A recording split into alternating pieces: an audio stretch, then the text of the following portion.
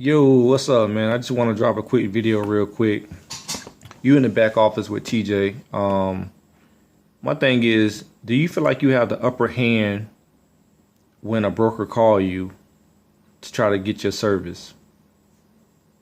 Do you feel like you have the upper hand when a broker try to call you to get your service? Okay. Example. You go on the load board, you searching, and these brokers, they got load board access too. So in my situation, I used to notice that I used to be searching for loads for my team, like, 3, 4 days down the line, trying to make connections. And I would get a phone call. A broker would be like, "Hey man, do you have a truck over in this area right here, with capacity?" I'm looking like, no. You know what I mean? Like, I'm looking like it might be a Monday. I'm looking for something that's connected on a Wednesday or a Thursday. And they asking me about today. And I'm just looking like, why are you calling me asking me about today if I'm looking on, what I mean, when you type it in, you can be specific about what dates you're searching for and what cities or states. And they're calling me asking me about that. I'm like, nah. So my thing is, do you feel like you have the upper hand when they call you? So brokers call, be like, "Hey man, I don't really post my trucks. Some people post their trucks. If you post your trucks, you probably get a lot more phone calls than I do. But when I go in and I search, and they become like, "Hey man, do you have da da da, going here, or where you looking to move at?" So I entertain it. I be like, "Yeah, man, I'm trying to find a reefer load or a van load coming out this area." He was like, "Yeah, man, I seen you take a look at my load, man. I just want to know, it's going from this place to another. It's got this, the drop time's this. What do you think you need to move?" I get that a lot, man. They always talking about, what do you need to move? Even when you call in and they're not calling you, they're gonna ask you like, "Yeah, man, we got this. What do you need to move this for?" So that goes down to your cost of operation. Sometimes you can shit yourself because the market might be saying one thing for that lane, but because the broker might be desperate, he might be willing to give you more. You really don't know until you play the game of testing them. And what I mean by, if the lane is paying $1.80 or $2 a mile and they calling you, they called you for a reason.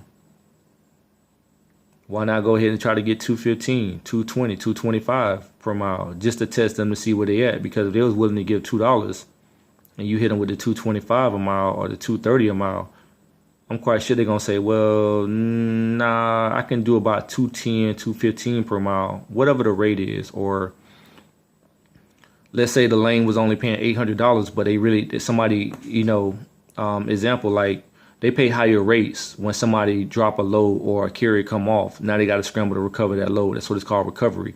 So it might have paid you $800 at first when you first called in to move it, but somebody else booked it for the $800. Now something happened, their truck break down, or they were double booked or something, and it's the last minute. Now they got to pay you more to move that load, which they're willing to. You just don't know it. You still stuck on, "Damn, they tried to give me $800 like 4, 5, 6 hours ago." Now they calling because I guess the other person got on. Now they ask you, "What do you need to move it for?" You're like, "Well, I can move it for the 8." They're like, "Man, I could have gave them that 1,000 or 1,100.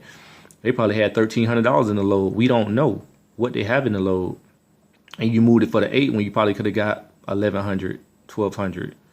So you always want to go high, man. If the lane is paying $1,000 to move something, try to go for that extra 100, extra $200 just to see, or extra $300. Because I guarantee you, if they want to move, they're gonna always try to say, "Hey man, meet me in the middle. I can't get you 1,300 for $1,000 that I'm trying to move it for, but if you can meet me in the middle, like 1,150 or 1,200, we can make it work." Think about it, man. That's an extra $100 or $150 that you're getting because you went up more than what you really wanted, and they're gonna always try to lowball you so they can save money for their own pocket. If they're trying to give you $1,000, they're trying to make an extra $100 or $150 off of it. It's called commission, consignment for them. So just think about it, man. Is the ball really in your court? You can make these decisions. If they don't want to pay you, you can also say, "Hey man, I mean, it is what it is. This is what I need to move. You ask me." If you didn't want to know, don't ask me.